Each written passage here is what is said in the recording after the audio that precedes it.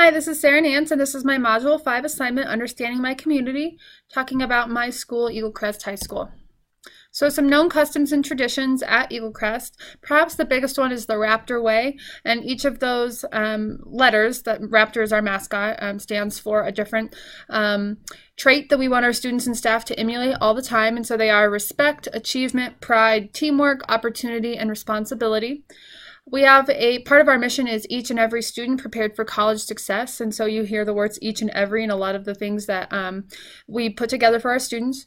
We really support students going to college. And so we have College Colors Day every other week or so, or when there's a SAT day or an ACT day, or even for March Madness, we had a College Colors Day. We have a really strong tardy policy, and that's just built into our culture. Students receive 30-minute detentions if they're even a second late for class. They have to go to a station, receive a tardy slip, and come back to class with it to prove that they are going to the detention. And if they blow that off, they have an academic kind of like a detention that they have to go to if they blow that off, and then it kind of goes down the line to an in-school suspension if they keep not going to those. We have a thing called Raptor Rally, which a lot of local communities vendors come with food and merchandise to purchase, while the fall sports teams put on like a scrimmage with other schools. It's really cool. We have a daycare in our school for teachers in our district to bring their children to. We call it Little Raptors, and that's in the basement of our really large school. We have a really high-performing athletic community. We won the football championship last year, and also, we were the runners-up this year, and then we won the 5A basketball championship last year. We have a really strong and healthy rivalry with nearby schools. There's 3 high schools within about 5 miles of each other, and so a lot of different neighborhoods kind of overlap, and students go to different schools, but they're neighbors, and so there's a lot of rivalry with that. We're ranked in the top 1,000 schools, and that has to do with how many AP tests are ordered per year, and so our principal really prides our school on being ranked so highly in the nation. There's a lot of school pride at Eagle Crest. We have a lot of pep assemblies, and there's maximum attendance. We have the only live mascot in Colorado, and the students have actually created a song called What is a Raptor? And it seems to be just passed down from class to class so that even 8th graders know it, and they know it when they come to Eagle Crest for that first pep assembly. They love it, they sing it, they chant it at all the football games, all the basketball games, and of course at our assemblies, so it's a really cool thing. We pride ourselves on being a safe place to be, and we talk a lot about that with our students, and that's definitely a message from our principals that Eagle Crest is a safe place to come to school. We do a lot of fundraising for different causes. We have a Wish Week. We raised about $20,000 this year for the American Heart Association, and also we have a blood drive twice a year. As any school, any high school, we obviously have a homecoming week and a prom, and we really push for ACT, SAT scores, and also AP success as well. At Eagle Crest, I kind of pulled some information from the Census Bureau and also the CDE report for our school. And so about our town, Centennial, the median household income for our zip code in Centennial is $55,000, and that's compared to other parts of Centennial and different zip codes, which is an average of about $96,000. So there's a pretty wide range even within our county and our town, and we are definitely on the lower middle class part of Centennial. Most of our parents have bachelor's or associate's degrees. A lot of our students come from immigrant families, and they're the only English speakers in the home. There are 60 languages plus spoken at our school. Like I said, we have a huge school, almost 3,000 students projected for next year. Our numbers match, however, demographics match the ratio of the U.S. Census Bureau regarding ethnicity. So we're predominantly white, followed by a Black population, and then Hispanic, and then it trickles down from there. But again, 60 languages spoken throughout the school should tell you that we have a lot of diversity. We have a huge school and a huge district. There's about 70,000 families. We have 45 elementary schools, 11 middle schools, and 7 high schools. I would say that from a sex or gender perspective that I've noticed that there's more boys in the grade level college prep classes and more girls in the AP and honors classes. And this is actually my research topic for Fort Hays, is about that gender gap in honors classes. And I think it's kind of a shame that we don't push boys into honors classes, and I think a lot of the time that we don't do that is because of maturity, and so that's just something I've noticed at Eagle Crest especially. We do have some all-boy classes. They're like a study skills classes with a strong male leader. These are for boys who are lacking a strong male in their lives and need a little bit of guidance. We have clubs, Sisterhood, Brotherhood, and the LGBTQ club that support, Black females, Black males from a leadership perspective, and then, of course, our students who are gay, lesbian, and other. As far as occupations of Centennial, it's pretty blue collar, obviously some white collar in there too. Many parents work multiple jobs or students work jobs. There's no leading industry in the area. There's a large variety. There's no agriculture or farming or industrial kind of occupations, I guess, around. We're very suburban and very residential at Eagle Crest.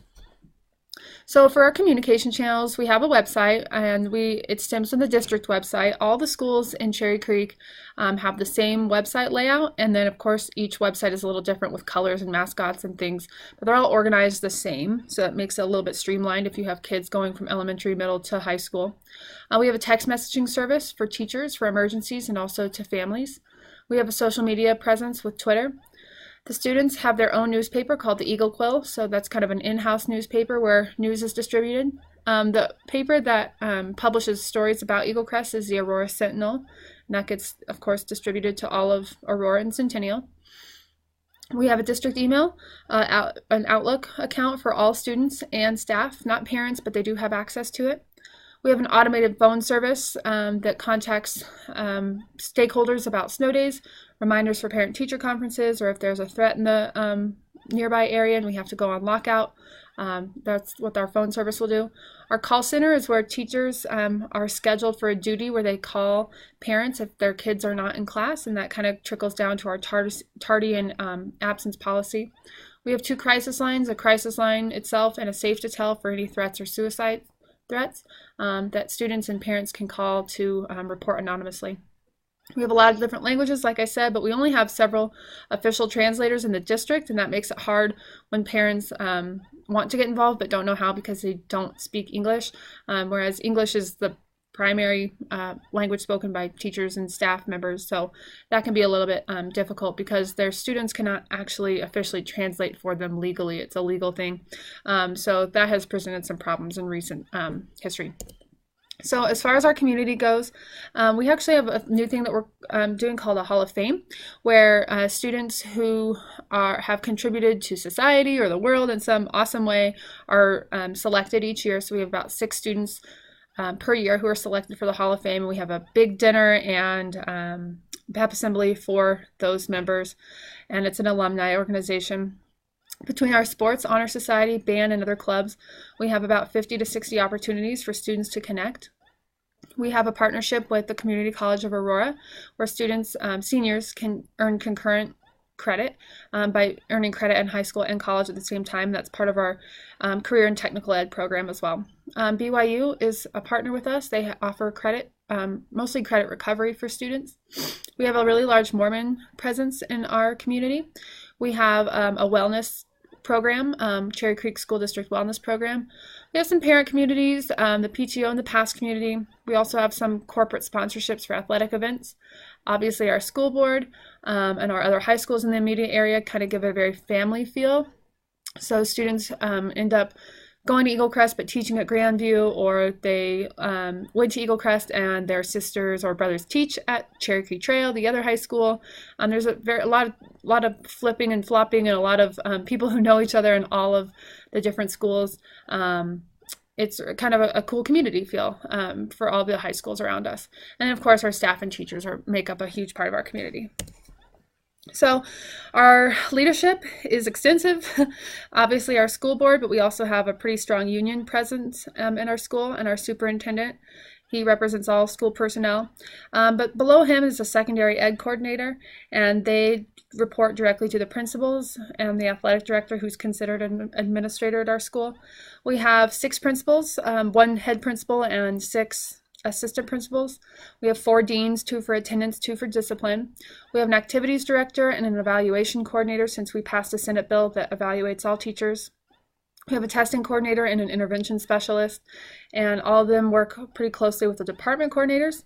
And then within that, there are PLT leaders, and then, of course, your teachers and your coaches who support teachers, other parents, other teachers, all of that as it kind of trickles down in the pecking order. The characteristics of our community leaders, I would say there's a lot of experience. The people who are really passionate about Eagle Crest have lived here a long time, and they've seen a lot of teacher turnover, and they stay, and they have knowledge of the area, and they have a lot of influence for changing that perception of Eagle Crest. We're a pretty healthy community, non-smoking. That seems like a really small detail, but it's just a pretty healthy community. Not a lot of kids smoke, and so that's cool. I would say it's a very conservative area, very religious, kind of on this moral impetus. However, there are pockets of very liberal areas, and especially with our students who are immigrants and our Black community, they're very liberal. And so it's kind of shifting more, I think, to that, whereas before it was more conservative. So a lot of diverse perspectives. There's non-native populations, there's an immigrant population, and they have these very diverse cultural practices. I would say some other characteristics are that our community leaders have a commitment to our school improvement plan. They support the school board decisions, and they have a desire to be involved when they can be. We don't have a lot of business owners necessarily, but you know, I would say that's a really positive characteristics of many of our community leaders. The economic conditions of Centennial, like I said, it's middle class. We have a very low crime rate, although we are right on the edge of a kind of a lower socioeconomic area in Aurora. They are associated with poorer performing schools and higher crime rates. And we have some feeder neighborhoods from Aurora that feed into Cherry Creek, which is great. It really helps our diversity. But sometimes we get a kind of a label for being a kind of a rough school because of that, even though they are farther north than Eagle Crest is. Buckley Air Force Base is nearby. Most students and families have cars, but we actually have a pretty large population of students who take city buses for transit. Like I said, somewhat blue collar. Students often have to work part-time to support their families, and many families work multiple jobs. Many students cannot afford college, or they cannot attend college out of state or at a state school. They have to do a lot of community college stuff, and that has to do with financial aid issues, immigrant status, or a variety of other factors. I looked at the tax rates for that part of Centennial, our zip code, and they're in the low 1,000s per year. It's very similar to mine. I live in Centennial, but a little bit farther west, and mine's about the same. Very residential and commercially zoned, about 70,000 in the school district, almost 3,000 at Eagle Crest. As far as our political structure, like I said, it's conservative, but also pockets of very liberal ideology. I mentioned the immigration, and then when the 2016 election happened, we had some really upset students that next day who thought they were going to be deported, and they had a lot of opinions about that, and it was kind of interesting to see how they felt about that. We have a neighboring district, Douglas County, and they are starting a voucher program, and they also do pay for performance. And so a lot of those teachers have kind of fled Douglas County, and they've come to Cherry Creek because it's a little bit more traditional and a little bit more liberal, and they're thinking about how to pay teachers and schools of choice and all that. I would say most teachers I work with are pretty liberal, but bond measures are being passed, and that means more money for our schools. Our state money, because of that, those measures have been passed, mean building upgrades. I think we got $12 million to upgrade our schools. And so at Eagle Crest, we got new carpet and paint for our huge building, which was a ton of money, but it's kind of interesting to see how the money's allocated. And another school built an addition with their funded money, so that's kind of cool. We have a huge population expansion in our part of South Denver, so they have projected that we're going to add 3 more elementary schools, 2 more middle schools, and 1 more high school in the next 10 years. We have voted out state standardized testing for 9th and 10th grade English language arts and math. The state kind of determines those standards, but the school board approves or disapproves. They have disapproved the state standardized testing measure because parents were opting their kids out. They didn't want them to take those tests, and there was definitely some political undertones in that move too. So now they do some practice SATs, practice ACTs, and then they really do their standardized testing in 11th and 12th grade with CMAS, and also SAT, ACT in their junior year. So as far as social tensions go, there's definitely some interracial confrontation and discrimination at our school, unfortunately. We have a large Black population, and they're often at odds with our majority white population. We also, for equity reasons, classify students into white and Asian or Black and brown. And the brown population, that includes Hispanic and Muslims. And so sometimes they get a little upset with their label, but we do it from an equitable standpoint and try not to get into the semantics of it, although we do honor their culture. So it's kind of an interesting dynamic there. I would say that because of our Black, brown, and white populations being so prominent and big, all three of them, that there's definitely some cliques that form around that, and also some self-segregation. The Black students hang out with the Black students, and and that's not, of course, a hard line, but just overall, those are the kind of the groups that you see kind of stick together. Also, at our two other high schools, Grandview and Cherokee Trail, the ones that are really close to us, they're more white. And so there's this idea that Eagle Crest is the Black school, or that we're a worse school because we have more Black students. And of course, that's not the case. In many cases, it's the opposite. And so that gets a little frustrating, but that kind of comes into that confrontation and discrimination piece. If you were to Google Cherry Creek School District, and right now you would see that there's been some recent headlines of some sex crimes in our schools, and so that's a little embarrassing between adults and students. It's shocking. Our superintendent is retiring. I think there's maybe a little conspiracy there that he knew about some things and didn't report to the Department of Education. There's all kinds of ideas going around with that. But definitely a problem with Cherry Creek schools right now. And also at Eagle Crest, we had a volunteer band director who was caught having sex with a female student. And so we're kind of lumped in with that, unfortunately. So definitely some social tensions around that as well. I got some sources of information at the Aurora Chamber of Commerce, the Centennial Chamber of Commerce, the Arapahoe County Police Department, the Census Bureau and CDE, and obviously students and parents. I always think that students know the most about a school and parents aren't too far behind them. Sometimes I think that teachers know the least, and so we really have to kind of go dig around for that perception information and that demographic information. So they actually have a lot of information just being students within the school. As far as our multicultural issues, one of the biggest shocks to me coming from this area, but also I come from a little bit more white area, I guess. And so when I first started teaching at Eagle Crest, I was unsure why the Black students were just calling me Miss. I didn't think they knew my name, and I took it as a sign of disrespect. And that wasn't the case at all. In fact, it was the opposite. That was a sign of respect. And so how students address teachers and staff was definitely an issue that I had to wrestle with and figure out. And now it's really cool. And I like it when they just call me Miss. It's a sign of respect. I've had some dress code issues with drug paraphernalia, almost like gang-related clothing. So we've had some dress code issues with that. Some religious issues or bereavement. We have a pretty big Ethiopian culture at our school, and when a loved one of theirs dies, they do take a week off for bereavement. And so that has been something that our administrators have had to consider in making decisions about attendance. We have a lot of diverse clubs. There's a place for everyone in our school to connect. We do have some language barriers, like I was mentioning earlier. And so on those community nights, like conferences or back to school night, parents who work multiple jobs might not speak the language. It's sometimes hard to get parents into the building to talk about their students. A lot of parents are not educated at all, or like I said, they're immigrants, or they work multiple jobs. And so they either don't value education as much as maybe teachers of their students do. They might not value it, or if they do value it, they have a hard time connecting with the school. So that's definitely a cultural thing that we're trying to come to terms with. And like I said earlier, we have a primarily white staff, and that can cause some issues with confidence. I've heard that some teachers or some parents don't feel comfortable approaching teachers when they're all white. And so that has brought up some things there too. As far as our power structure, it's very top-down hierarchical. The state determines a mandate or a standard. The school board approves. That goes down to the schools from the top down, starting with the superintendent, the secondary ed director, principals, and then the staff. So very top-down.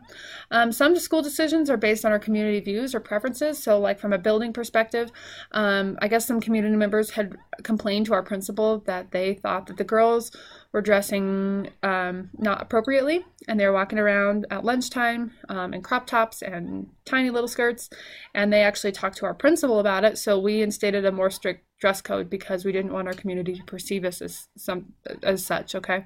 And then also about attendance.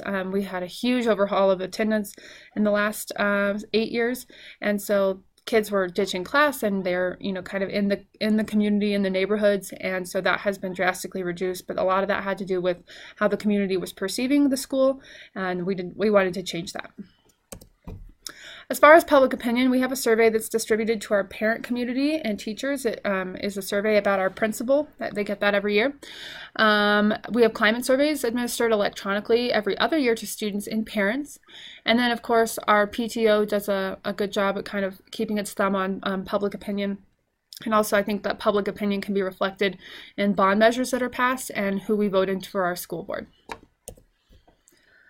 And then finally, as far as those surveys go, I think there are a lot of ways to obtain a lot of information about our school, but we haven't tapped into it quite yet, and perhaps it's because our school district is so large.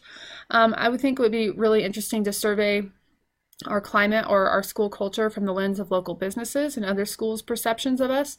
I don't think we have that information, or if we do, I couldn't find it.